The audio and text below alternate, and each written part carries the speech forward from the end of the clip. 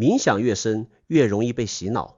如果我告訴你，那些最高明的精神控制組織根本不屑於給你洗腦，他們做的事情恰恰相反。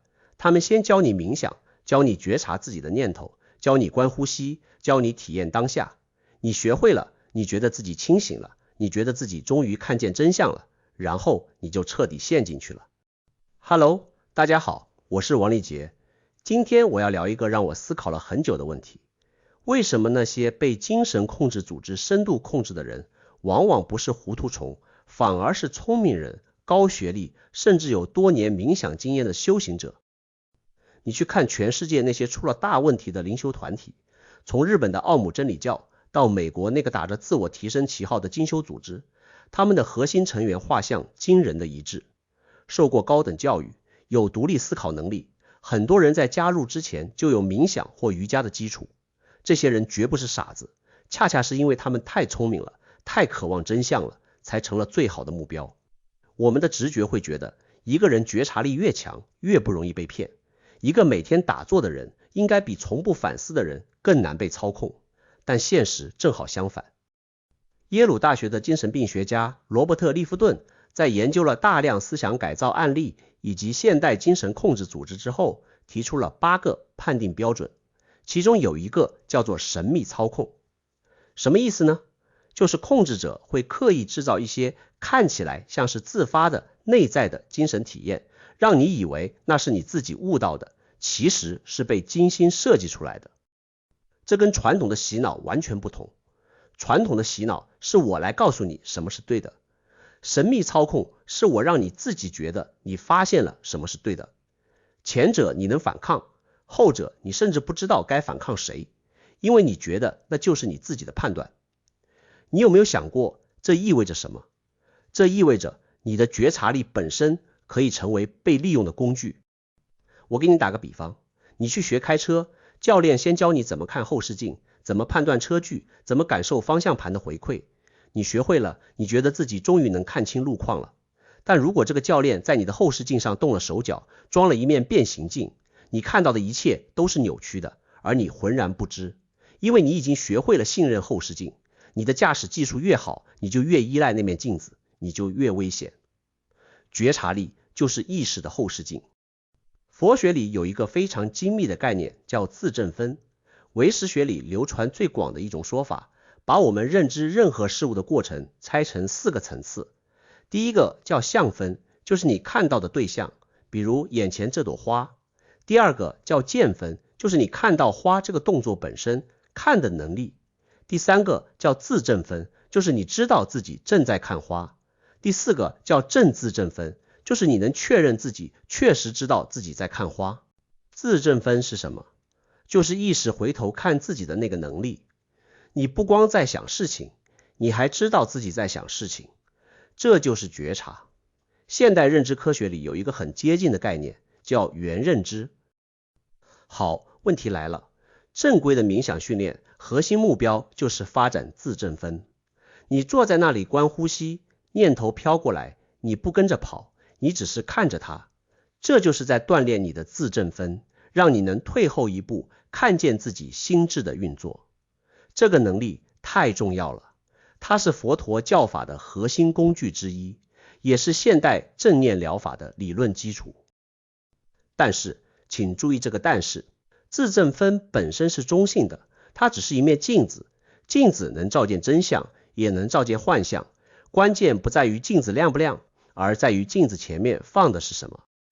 心理學裡有個經典實驗叫米爾格拉姆服從實驗，實驗者讓普通人去電擊另一個人，只要穿實驗袍的權威說繼續，大部分人就會繼續，即使對方在尖叫。這說明什麼？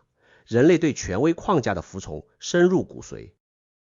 現在想象一下，如果那個穿實驗袍的人不是一個陌生的實驗員，而是一個你發自內心信任的靈修導師，如果他不是命令你電擊別人，而是引導你覺察自己的內心，那個服从的力量會有多大？大到你根本感覺不到它的存在。高明的精神控制組織深諳這個道理，他們的操作分3步。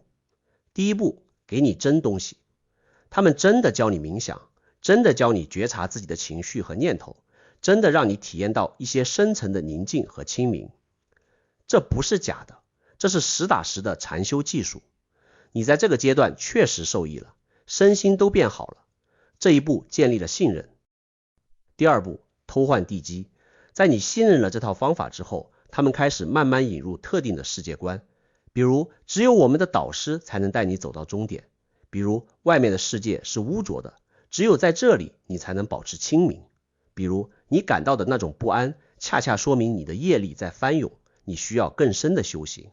注意，這些觀念不是一次性灌給你的，而是一點一點滲透進來的。行為經濟學裡有個概念叫框架效應，同樣的信息在不同的框架下會導致完全不同的判斷。精神控制組織做的就是悄悄更換你的認知框架。第三步，用你自己的覺察力鎖死你。當那些特定的觀念已經種進你的深層意識之後，你的自證分，你辛辛苦苦練出來的覺察力，現在開始為這些觀念服務了。你覺察到自己有離開的念頭，但你的覺察告訴你，這個念頭是恐懼，恐懼是執着的表現，執着說明你修行還不夠。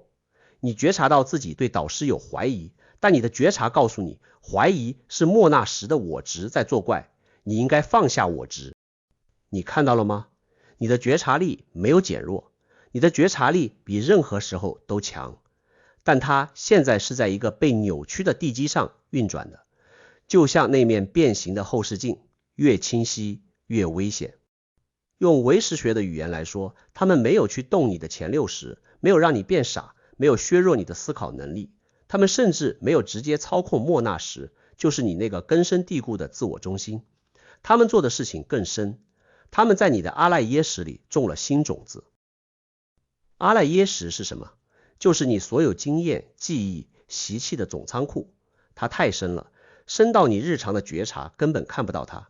然後他們再教你覺察，你練出来的自證分越銳利，你就越能覺察到那些新種子生發出来的念頭和感受。但你會以為那是你自己本來就有的東西，你会覺得那就是真相。這就像一台電腦，正常情況下，殺毒軟件會掃描系統裡的惡意程序，但如果有人先在你的系統底層植入了一個偽裝成系統文件的病毒，然後再給你裝上一個功能強大的殺毒軟件，會發生什麼？殺毒軟件掃描全盤，看到那個病毒，但它的數據庫告訴他這是安全的系統文件，於是你越信任殺毒軟件，那個病毒就越安全。自證分就是那個殺毒軟件，阿賴耶識就是那個操作系統底層。而且這種危險不只存在於精神控制組織裡。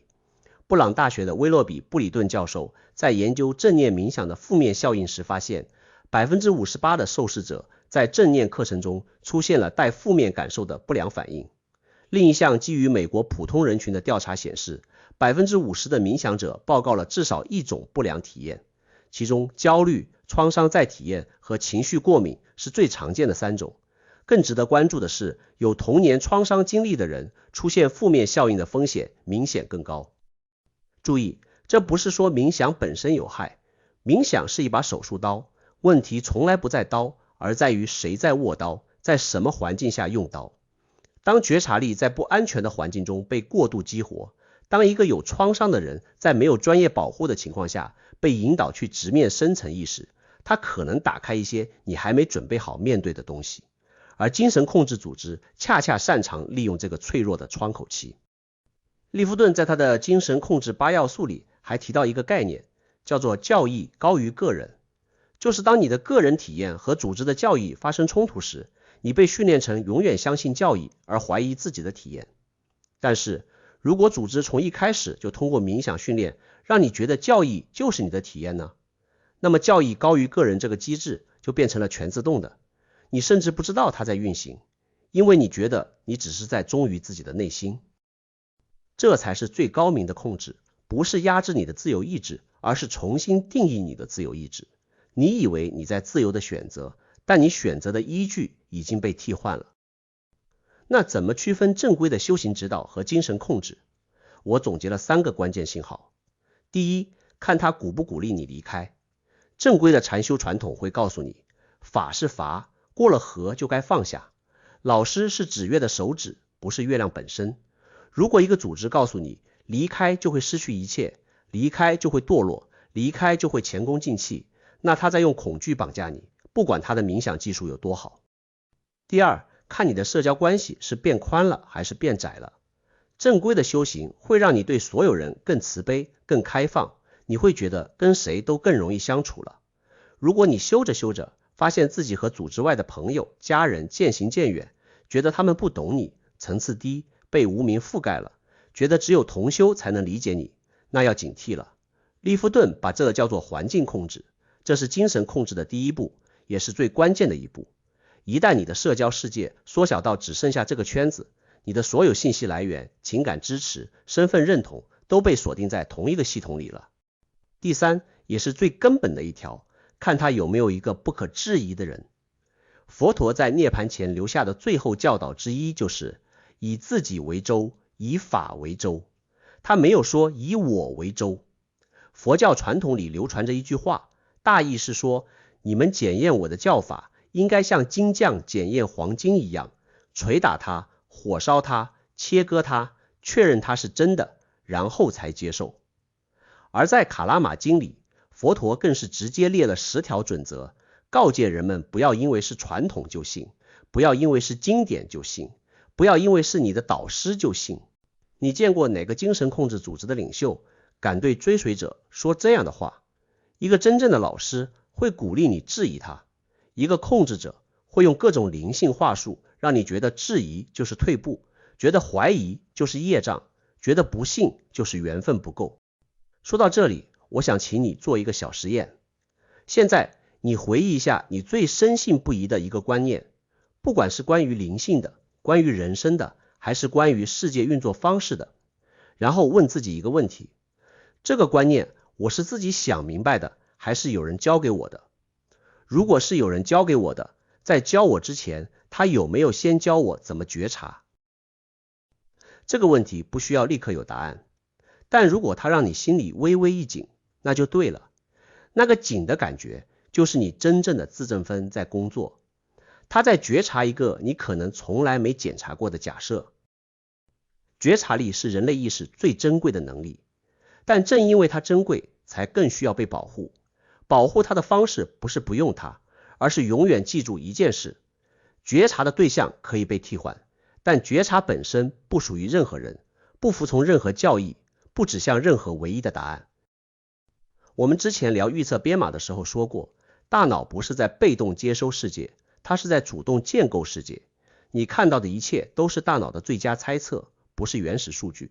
覺察力讓你有可能看見這個建構過程本身，但如果有人提前篡改了你大腦用來做猜測的先驗模型呢？你的覺察越敏銳，你就越深信那個被篡改過的猜測就是真相。所以我今天想說的核心就一句話：覺察力是你的，但覺察的方向可能不是你的。當有人告訴你，你的覺察应該看向哪裡，不該看向哪裡的時候，那恰恰就是你最需要用覺察力去審視的時刻。你覺得你現在的覺察力是完全自由的嗎？還是說它已經在某個你沒注意到的框架裡運轉了？這個問題本身可能就是打破那個框架的第一道裂縫。我是王立杰，我們下期見。